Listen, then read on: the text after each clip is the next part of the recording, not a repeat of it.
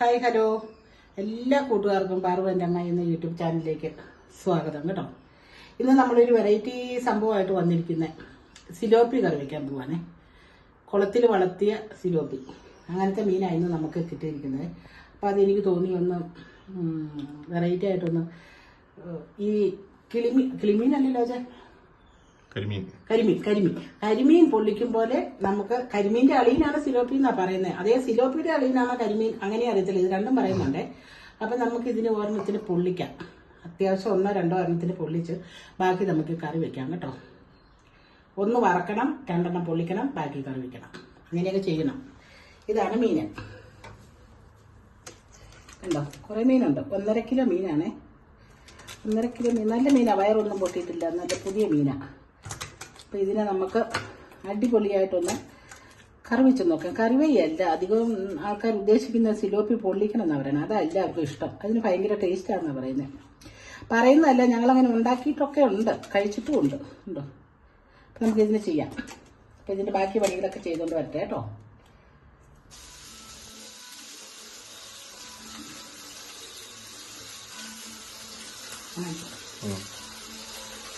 അപ്പം നമ്മുടെ സിലോപ്പി ഉണ്ടല്ലോ, ഇതുണ്ട് വെട്ടി കുറച്ച് കറി വെക്കാനായിട്ട് പുളിയും മുളകും കൂടെ പറ്റിക്കാനായിട്ട് അടുപ്പ് വെച്ചു കേട്ടോ.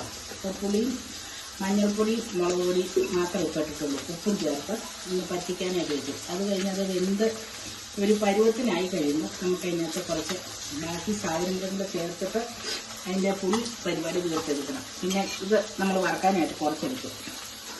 പിന്നെ തേങ്ങാപ്പാൽ ചേർത്ത് പൊള്ളിക്കുന്ന പരിപാടി വേണ്ടാന്ന് വെച്ചു, കാരണം സമയക്കുറവുണ്ടാക്കാം, രാത്രിയായി.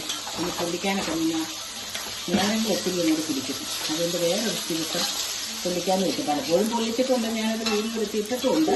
എന്നാലും പിന്നെ ചിലപ്പോൾ കാണുമ്പോൾ നമുക്ക് തേങ്ങാപ്പാൽ ചേർത്തൊന്ന് പൊള്ളിക്കണമെന്നൊക്കെ തോന്നും, പക്ഷെ സമയക്കുറവുകൊണ്ട് അത് വേണ്ടാന്ന് വെച്ചു. അപ്പോൾ എല്ലാവർക്കും കഴിക്കാൻ നേരമായി. ഈ രാത്രി ഇത്തിരി സമയം ഇരിക്കണം പൊള്ളിക്കണമെങ്കിൽ, അതുകൊണ്ട് വറക്കും. ഇത് വേണ്ട, നമ്മുടെ വറുത്ത് വെച്ചു പുറോട്ട് കാണിക്കാം.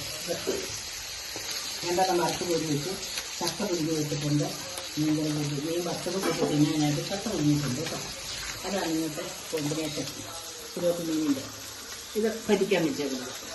അപ്പം അതിൻ്റെ പണിയൊക്കെ തീർന്നു കഴിയുമ്പോൾ വീണ്ടും കാണിക്കാം കേട്ടോ.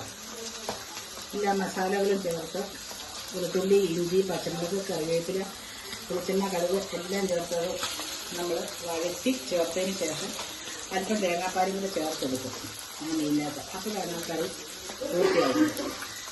ഇതിപ്പോൾ തന്നെ നമ്മൾ വറുത്തെടുക്കാൻ പോവാണ് കഴിക്കാൻ വേണ്ടിയിട്ട്, പച്ചത്തേക്ക് കൊടുത്ത് കഴിക്കാൻ വേണ്ടി.